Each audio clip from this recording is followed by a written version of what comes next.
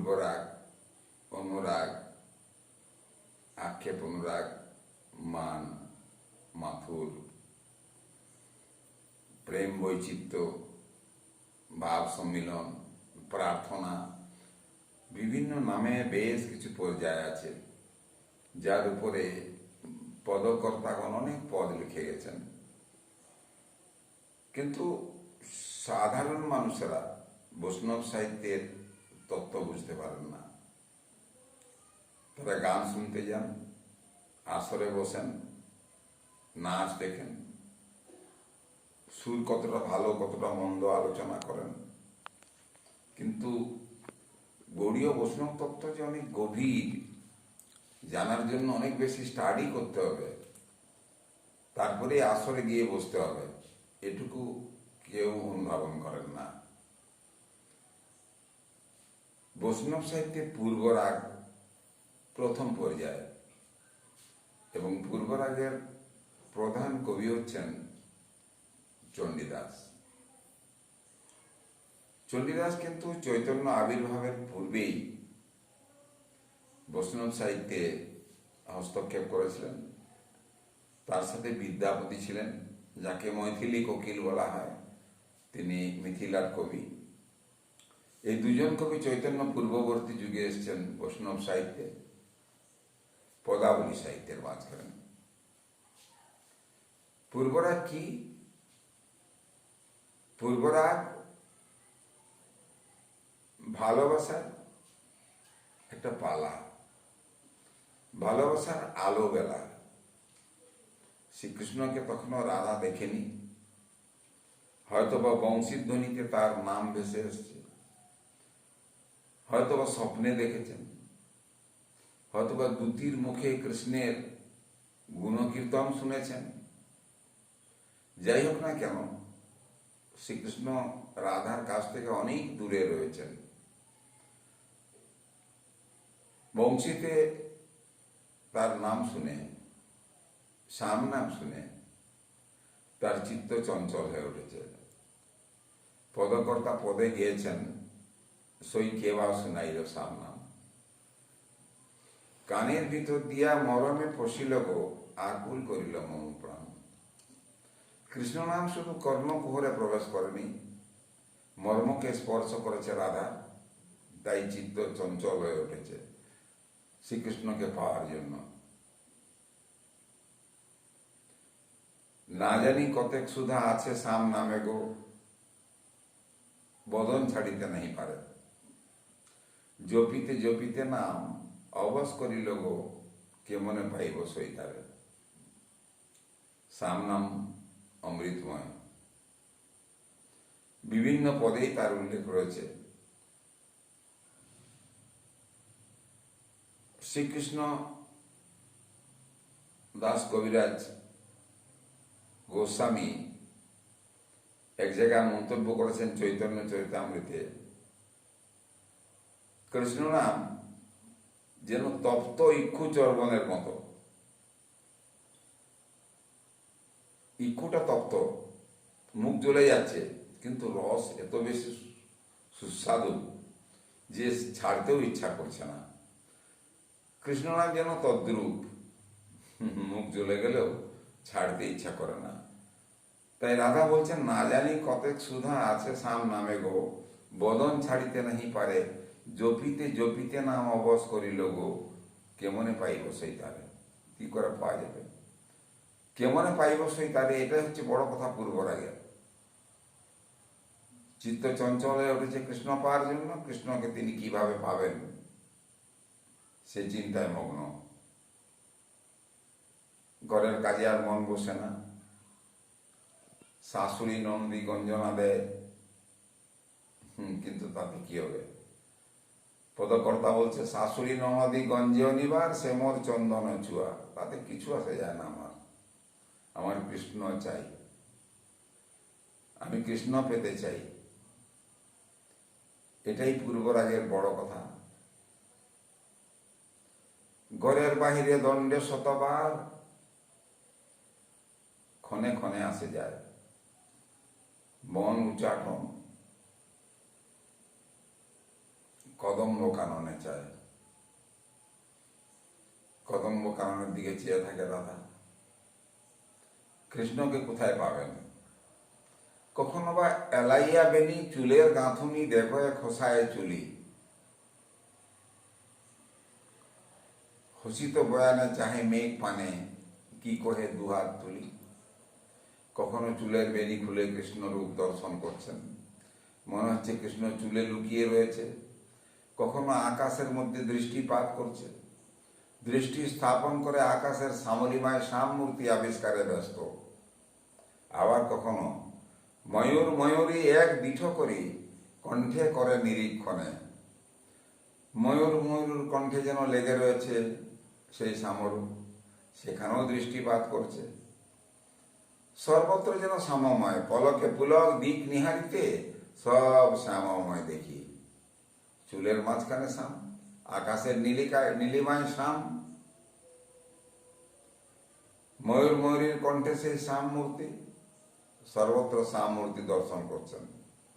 সারা পৃথিবী শ্যামময় হয়ে গেছে, মন প্রাণ শ্যাম রূপে আচ্ছন্ন। চক্ষু কর্ণ নাসিকা সর্বত্র শ্যাম রূপ রাধা সাধন করছেন। নিঃশ্বাসে শ্যাম, দৃষ্টিতে শ্যাম, শ্রবণে শ্যাম, সর্বত্র শ্যাম রূপ যখন অনুভব করেন তখনই এটাকে আমরা পূর্ব রাগ বলি। পূর্ব রাগ।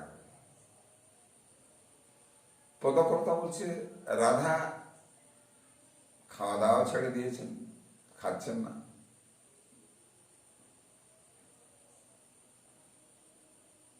রাধার কি হইল অন্তরে ব্যথা, সদাই ধ্যানে চাহে মেঘ পানে না কহে কাহারে কথা। শুধু মেঘের দিকে দৃষ্টি স্থাপন করেছে, কারোর সাথে কথা বলছে না, শ্যামরূপ দর্শন করছে মেঘের মাঝখানে, কথাও বলছে না। বিচিত্র, যেন এক যোগিনীর অবস্থা প্রাপ্ত হয়েছে রাধা। বিরতি আহারে রাঙা বাস পরে যেমতি যোগিনী পারা। বিরতি আহারে খাওয়া দাওয়া ছেড়ে দিয়েছে, চোখের নিদ্রা নেই, মুখে গ্রাস নেই, রাঙা বাস পরে রয়েছে সন্ন্যাসিনীর মতো, যেমতি যোগিনী পারা। রাধা যেন যোগিনীর সাজসজ্জায় ব্যস্ত হয়ে পড়েছে শ্রীকৃষ্ণকে লাভ করার জন্য। এ হচ্ছে পূর্বরাগ। পূর্বরাগের পরেই অনুরাগ, আক্ষেপ, অনুরাগ এসব আসে, কিন্তু তার আগেই কৃষ্ণ পাওয়ার জন্য অভিসারের পথ পরিক্রমা করতে হয়। এই অভিসার হচ্ছে সংকেত কুঞ্জে কৃষ্ণের সাথে মিলিত হওয়ার জন্য রাধার পথ পরিক্রমা। এই পথ কিন্তু পঙ্কিল, সংকিল, জটিল, সর্পিল। খুব সহজে পথ পরিক্রমা করা যাবে না। রাধাকে বেরিয়ে পড়তে হবে ঘর সংসার ছেড়ে দিয়ে কৃষ্ণ মিলনের জন্য। ভীষণ গভীর অন্ধকারপূর্ণ ভয়াল রজনীতে পদক্ষেপ করবেন। কোথাও ভীম ভুজঙ্গম পড়ে রয়েছে, কোথাও বিদ্যুৎ গর্জন হচ্ছে, বজ্রপাত হচ্ছে অদূরে, কানে তালা লাগছে, কিন্তু তবু তাকে যেতে হবে কৃষ্ণ লাভের জন্য। ভক্তগণ মনে রাখবেন, এই যে অভিসার, এর কিন্তু একটা বিরাট ব্যাপক রূপক অর্থ আছে। রাধার এই অভিসারটা আমাদের এই অভিসার। রাধা কোনো নারী নয়, রাধা কৃষ্ণের স্ত্রী নয়, রাধা প্রেম প্রজালিনী, রাধা ভক্ত।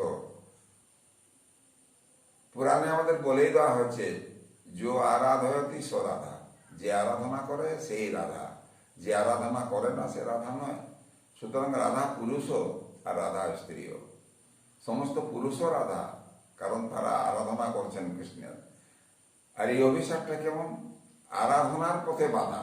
অভিসারের পথে যেসব বাধা সৃষ্টি হচ্ছে, বজ্রপাত, অশনি সংকেত, ঘন ঘোর বর্ষা। পদকর্তা বলছে, ঘন ঘন ঝন ঝন বজর নিপাত, চলইতে সংকিল পঙ্কিল বাট, তহিয়তি দূরতুর বাদর দোর, বাড়ি কি বারোই নীল নিচল।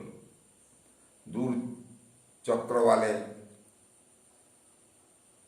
দিগন্তে মনে হচ্ছে পুরো আকাশটা নেমে গেছে, সমুদ্রের সাথে মিশে গেছে। ঘন ঘন গর্জন হচ্ছে মেঘের, বজ্রপাত হচ্ছে, কানে তালা লাগে। আবার কোথাও রজনী কাজলবম ভীম ভুজঙ্গম কুলিশ পড়ে অনিবার, বজ্র পড়ছে, পুলিশ মানে বজ্র। ভীম ভুজঙ্গ মানে বিরাট সাপ একটা পড়ে রয়েছে রাস্তার মাঝখানে, কিন্তু রাধার কাছে কিছুই বাধা নয়, তাকে পৌঁছাতে হবে সে সংকেত কুঞ্জে কৃষ্ণের সাথে মিলনের জন্য। প্রতি ভক্তই রাধা। ভক্ত যখন শ্রীকৃষ্ণের সাথে মিলিত হতে চাইবে তখন তারও কম বাধা আসবে না। এই যে সাপ, এই যে আকাশে বিদ্যুতের গর্জন, ঘন ঘর বর্ষা, সূচিবেদ্য অন্ধকার, কিছুই দেখা যায় না, এমনিতে অভিসার করছে রাধা, আর আমরাও এমনিতে অভিসার করব। আমরা আমাদের রাধা যেন একটা প্রতীক রূপে ব্যবহার হয়েছে। শ্রীকৃষ্ণ পরমাত্মার প্রতীক আর রাধা দেহাত্মার প্রতীক। আমাদের আত্মা ছুটে চলেছে সেই কৃষ্ণ মিলনের জন্য, কিন্তু পথের বাধা যে অনেক, পাপ, প্রলোভন, লোভ, হিংসা, মোহ, মাৎসর্য, যা পদে পদে আমাদের পথ থেকে বিরত করে দিবে, শ্রীকৃষ্ণের কাছ থেকে মনকে ছিনিয়ে নিয়ে সে অন্য পথে বসিয়ে দিবে। ঠিক এই রাধার অভিসারের মতোই ভক্তকে অনেক কষ্ট সহ্য করতে হবে, তবেই সে শ্রীকৃষ্ণের দর্শন পাবে। অভিসারের পর্যায়ে পূর্বরাগের পর নেমে আসবে, যখন আর কিছুতেই রাধা বাড়িতে থাকতে পারছে না, পথে তাকে নামতেই হবে, অনেক বাধা বিপত্তির মাঝখান দিয়ে পথ পরিক্রমা করতে হবে। রাধা এই পথ পরিক্রমা করার আগে কিন্তু বাড়িতে কিছু অভ্যাস করে নিচ্ছেন। বাড়িতে অভ্যাস করছেন, ঘোড়া ঘোড়া জল ঢেলে দিয়েছে উঠানে, কর্দমাক্ত করেছে, দেখা যাক কর্দমময় পিচ্ছল পথ করে আমি যেতে পারি কিনা। কিছু কাঁটাও ফেলে দিয়েছে। পদকর্তা বলছে, কণ্টক গাড়ি কমল সম পদতল, মঞ্জির চিরহি ঝাঁপি, গা করি বাড়ি ঢারি করি পিছল চলত হি অঙ্গুলি চাপি।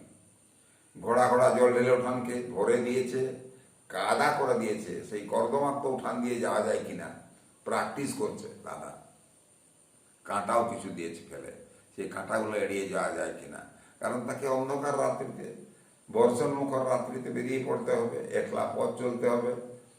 পথ পঙ্কিল সংকিল, নানা বাধায় পরিপূর্ণ, মেঘ গর্জন করবে, বৃষ্টি হবে অঝরে, সূচিবেদ্য আধার তলে এই গোপ বালিকাকে ছুটে চলতে হবে সেই তমালের তল, সেই কদম্বের তল, যেখান থেকে কৃষ্ণের বাঁশি ভেসে এসছে, তার কর্ণকুহরে প্রবেশ করেছে, চিত্ত চঞ্চলা করে তুলেছে তাকে। এই অভিসারে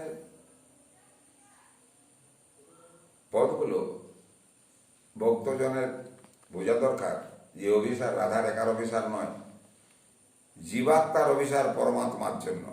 রাধা জীবাত্মারই প্রতীক, দেহাত্মারই প্রতীক, আর শ্রীকৃষ্ণ পরমাত্মার প্রতীক।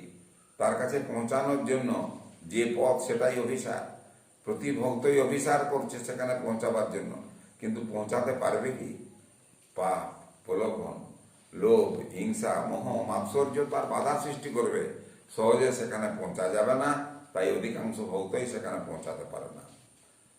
তারা এই ভৌতিক জগতে ভৌতিক নেশায় মেতে থাকে। কোথার থেকে পয়সা আসবে, টাকা আসবে, কাকে ঠকিয়ে প্রতারণা করে কিভাবে ছলনার দ্বারা স্বার্থসিদ্ধি করা যাবে, এ নিয়েই ব্যস্ত সমস্ত মানুষ। সুতরাং খুব সহজে আমাদের সেই পরমাত্মার সাথে মিলন হয় না, মিলন হওয়া সম্ভব হয় না। রাধা মিলনের জন্য অনেক কষ্ট স্বীকার করে তবে অভিসার তার চরিতার্থ হয়েছে। পূর্বরাগ ভালোবাসার প্রথম আলোবেলা, আর অভিসারে দুঃখ কষ্টের পথ পরিক্রমা, যেখানে কৃষ্ণের সাথে রাধার মিলন হবে। এই হলো পূর্বরাগের কথা আর অভিসারের কথা, যা পদকর্তারা অনেক পদের মাধ্যমে ব্যাখ্যা করেছেন।